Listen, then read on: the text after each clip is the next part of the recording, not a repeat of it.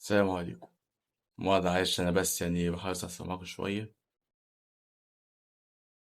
بس شايف الصورة دي اللي هي على شكل فيكتور 2 أعظم لعبة أندرويد شُفتها في حياتي. الصورة دي يا جماعة الخير أنا صممت بإيدي أنا تقريبًا من 3 شهور أو 4 شهور، وبعد كده طبعتها، ومش عارف للأمانة أنا ما طلعتش الصورة دي اللي هي فيكتور 2 أعظم لعبة موبايل شُفتها في حياتي. وقت ما كنت بالعب فيكتور 2 كان عندي 12 سنة، كنت بالعب اللعبة دي على تليفوني القديم، ولكن أنا لقيت إن في الإنجازات بتاعتي بيقول لي إن أنا ختمت الحاجات دي كانت في شهر يناير 2022، يعني باين التاريخ بتاعه بالضبط. وخلّيني أوريك جراب تليفوني اللي أنا أضفت النسخ بتاعه من امبارح بالليل، أختي الكبيرة عملته لي، زي ما أنت شايف الجراب أهو، إن هو أنا أختي الكبيرة طبعتها لي من كام يوم، حطيته في جرابي كأنه ملصق.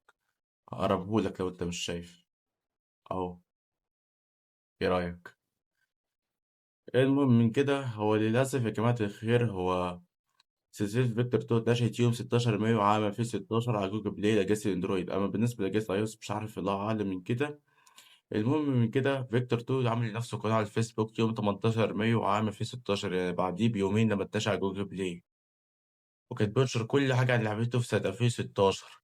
ولكن في 4 أكتوبر 2016 قال إن هو هيتم تنزيل فيكتور 2 نسخة البريميوم على أب ستور لأجهزة الأي أو إس. كان في شهر يونيو 2023 تم إزالة فيكتور 2 على جوجل بلاي وأب ستور لأجهزة أندرويد وأي أو إس، يعني النسخة الأصلية والبريميوم. يعني خلاص إن فيكتور 2 اختفت، لكن هو ما اختفاش نهائيًا.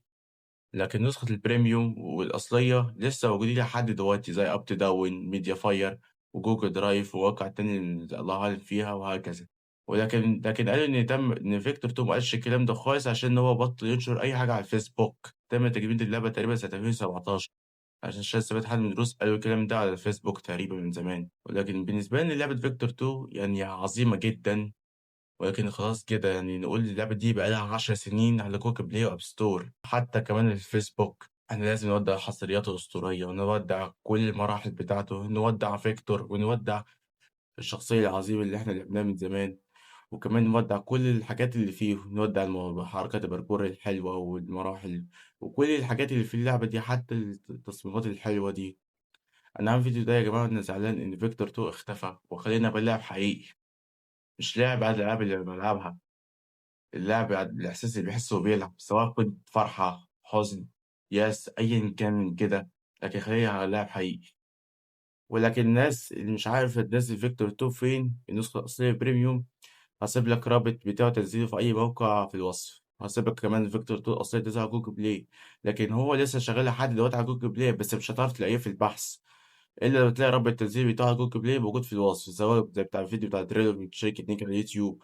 أنا ممكن أسيب لك الرابط في الوصف لو أنت عايز. وكمان هاسيب لك رابط فيكتور 2 بيراميد من الإصدار اللي قبل الأخير اللي ما فيهوش جليتشات، وده زي الفل. طبعًا هو بعيد عن الجليتشات الغريبة اللي حصلت في الإصدار الأخير بتاع فيكتور 2، هو طبعًا تم إزالته عشان السبب ده. هاسيب لك رابط تنزيل فيكتور 2 البريميوم الأصلية في الوصف، تنزله على جوجل بلاي الفيكتور 2 الأصلية، وحتى كمان نسخة البريميوم تنزله على الميديا فاير، هاسيبهم لك في الوصف. فالفيديو طبعًا ما لوش دعوة، ما فيهوش أي علاقة خالص، بس أنا بس عايز أشكر شركة نيكي على اللعبة الروعة دي.